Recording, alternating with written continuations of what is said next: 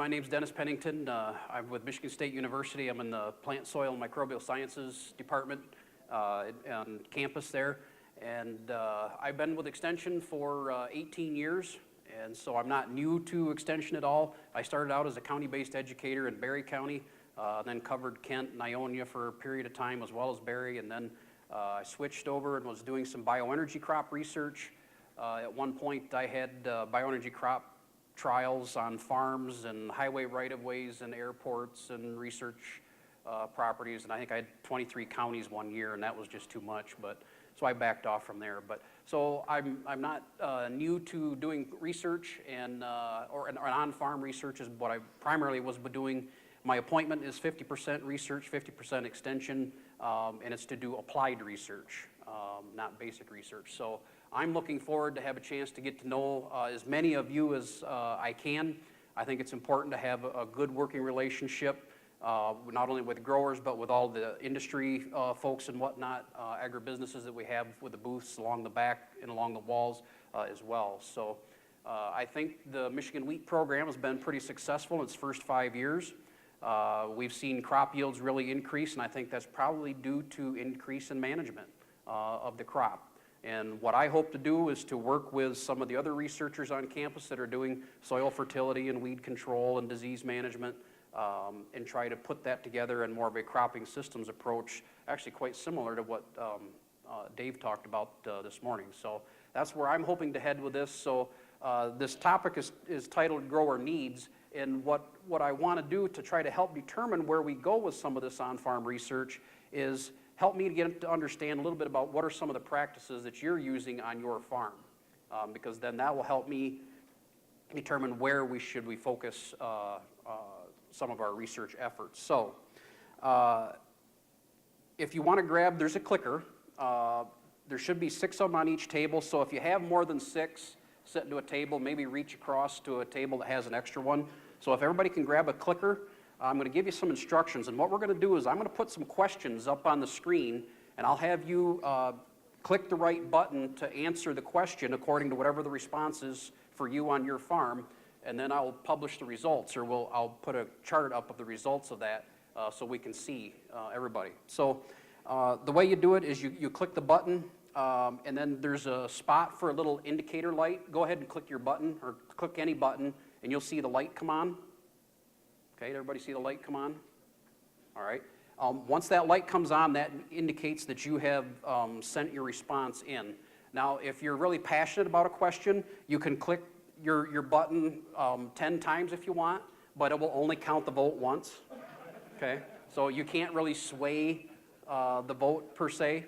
The other thing, if you don't want anybody to know how you voted, don't just not vote. These are completely confidential. I don't know how you voted. Nobody else will know how you voted unless you say, hey, I hit number 2. Okay? So, does anybody have any questions about these clickers, how we're going to do this? All right, let's put just a question up here to kind of kick things off and see how we do with this. So,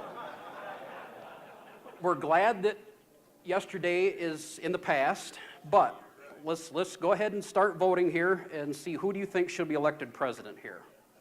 And notice I listed these in alphabetical order by last name. I did not list them according to party affiliation or who has the most political jokes or satire about them or anything like that. So, all right, did everybody have a chance to vote? I'm up to 160 responses. I should be able to hit 200 or so. All right, I'm up to 175 responses. I'm going to go ahead and close the polling, and here's what your results look like. Excellent. Go Sparty. All right. All right. Is that going to be a write-in? Can you write in Sparty in November? Okay. So you guys got the gist of how to use these things? All right. Let's go ahead and start asking some more real questions then. What do you think the chances are that there will be an opportunity to lock in a profit for wheat in 2016? Do you think there's a 0 to 20% chance? Forward or?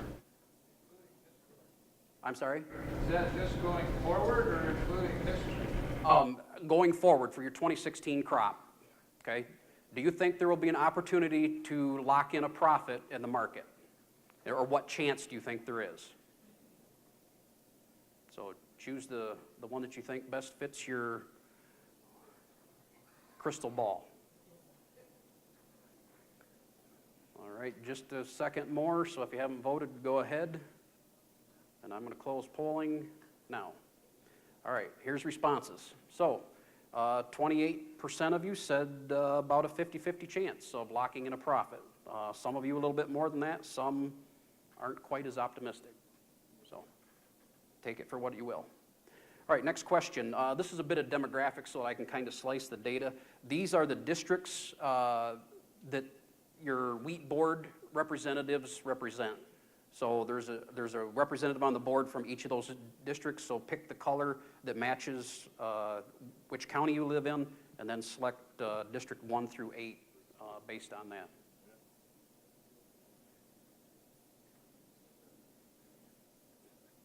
Okay, I'm up to 150 responses. I'll give you just a second more.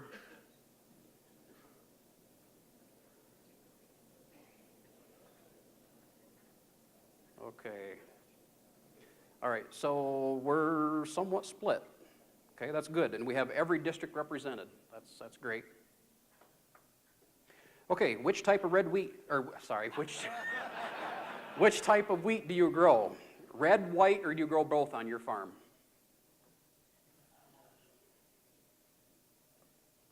These short questions are great because you get the responses in quick. I'm up to 165. I'm going to close polling now. Okay, 72% grow red, 17% white, 11% grow both. Okay, interesting. All right, how many acres of wheat do you grow? Select the answer that best fits your farm. Okay, which of those categories fits your farm?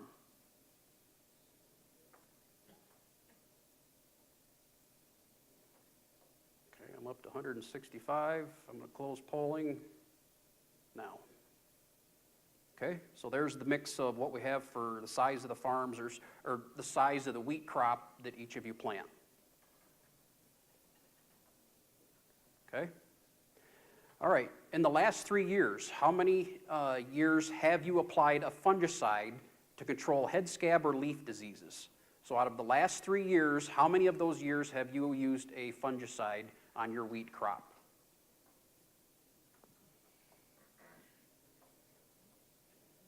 Well, you guys are getting good with those clickers. You're up to 160 already. All right. Well, I'm going to go ahead and close the polling. And there's your results. So, excellent. So 62% all 3 years. Okay, that's a good thing because applying fungicide will pay you back. Next question. Do you normally apply an early season fungicide to control diseases such as powdery mildew and leaf spot? Okay, so this is the early application about at the end of tillering.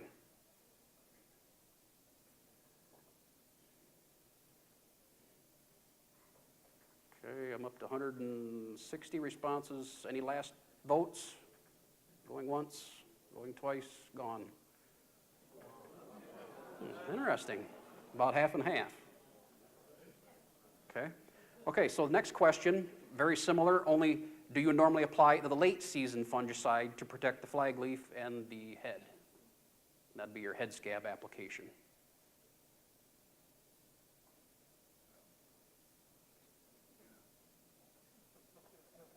Okay, just another second to vote. And there we go. So 77% yes. Okay, that's great. All right, next question. Which best describes the amount of nitrogen you put on at planting? Okay, so this is in the fall. How much nitrogen do you put on in the fall?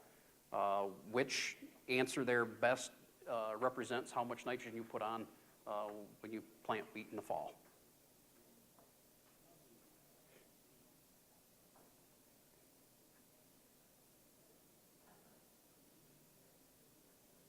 Any guesses what's going to be the most common amount?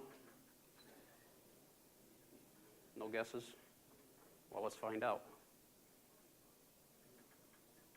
So there's kind of a range there. 21% was the highest at 16 to 20. We had 19% at 11 to 15 pounds the acre. We have a few guys that are putting on more than 20 pounds. A few that are even doing more than 30. Okay? All right. Next question. Which answer most closely describes how much total nitrogen you put on your wheat crop? So now you got to add your fall nitrogen plus your spring nitrogen, and if you're doing splits, add up all your total nitrogen you're putting on the wheat crop and select the right category.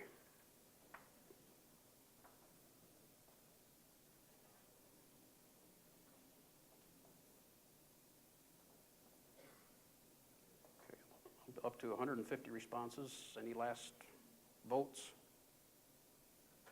Okay. All right.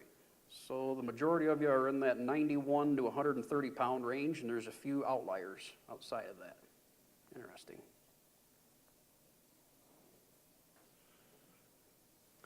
All right, in 2016, do you plan to split your nitrogen application? Yes or no?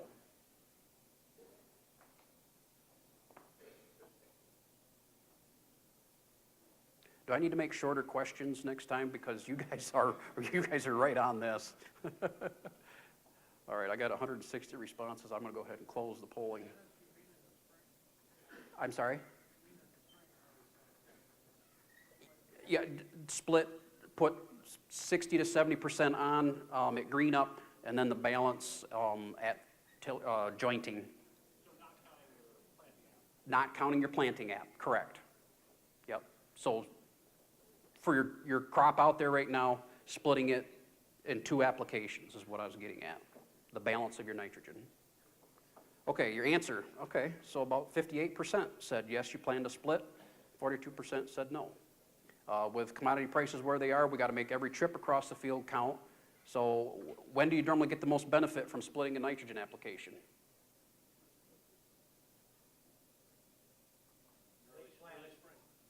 Early spring. How does rainfall impact that? The more rainfall you get, the greater the chance of having nitrate leach out of the root zone. So can you predict, are we going to have a wet spring? I don't know either, but that's one of the things to consider. Okay, and I'm getting just about done. What is the source of nitrogen you use in the springtime at greenup? I'm looking at what are the products you use, because we're looking at developing a research project, and I would like to know what are the most common product or source for nitrogen that you use. I got it set up to vote for one. So this is at greenup. This is the first application for those 58% that are doing the split. Because some people do one product at greenup and a second product later on. So this is at greenup. And I got 154 responses. I'm going to go ahead and close the polling. Okay, so 44% are using UAN, 26% urea. 20% are using urea plus ammonium sulfate, I assume to get some sulfur out there. Okay. Next, what cover crop do you grow after wheat?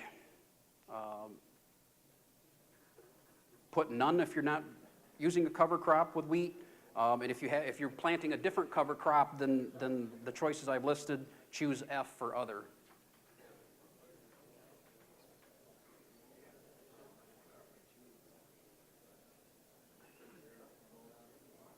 Okay, any last votes? I'm up to 155. All right. Okay, so a third of the crowd is not using any cover crops, and then there's kind of a mix after that.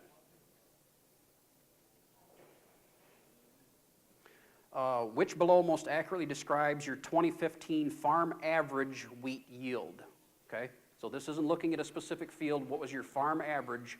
How many bushels did you sell, or do you have to sell, divided by the number of acres?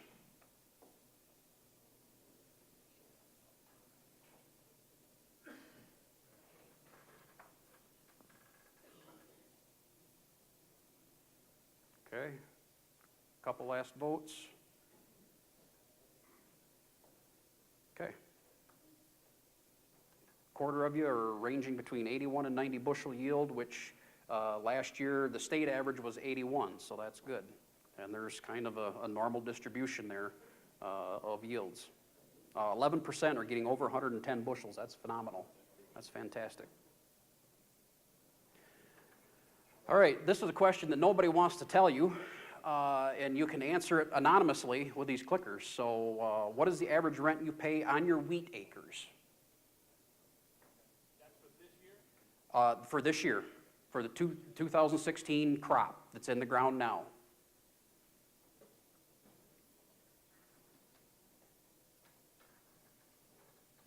Give it your best ballpark guess. I know every farm is different and every lease is a little bit different, but. All right, I'm up to 143 responses. Any last votes? Any guesses as to what you think the average is or what's the most popular? It's going to be high, isn't it?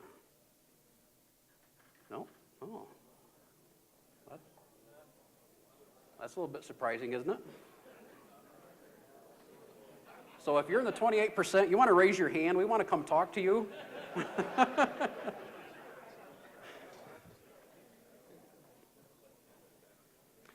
Okay, now the next set of 3 slides are going to help us determine where we should prioritize wheat research here in Michigan.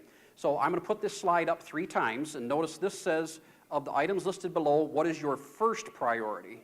So you can only vote for 1 here. What is your top priority? And then the next slide, I'm going to ask you, what is your second highest priority? And then the third slide will be, what is your third highest priority? And it's all going to be the same answers below. So as you look at them, what is your first priority? And choose that answer now.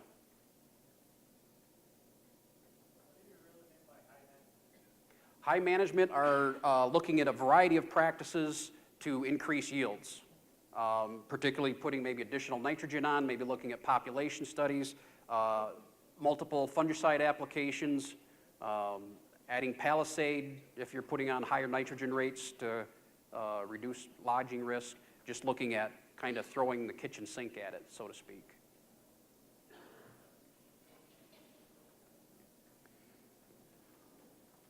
Okay, so disease control and high management are the 2 highest.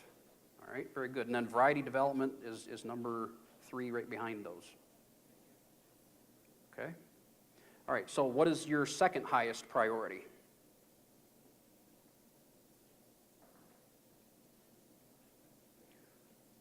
These numbers will help the wheat board also determine what research projects they should fund too. Because it's good to know, they need to know what your interests are and what you want to be doing or what you want to see, because the funding from the board all comes from all of you. So this is up for you to decide. All right, we're going to close the polling. So second highest looks like high management and disease control again, with variety development getting some in there. All right, and then we're going to do this for the third priority. What's the third highest priority?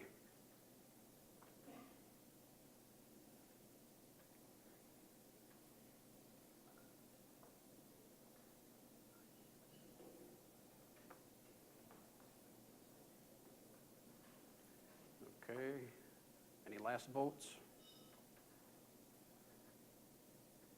All right, so variety development.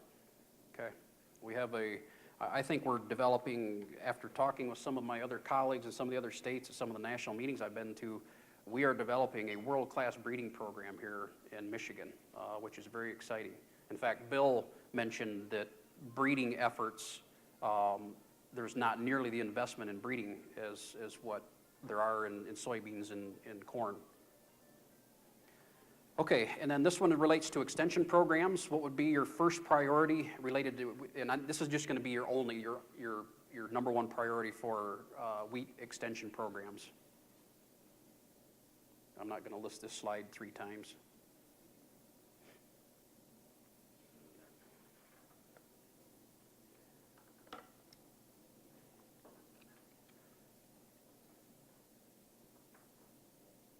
All right, got 150 responses.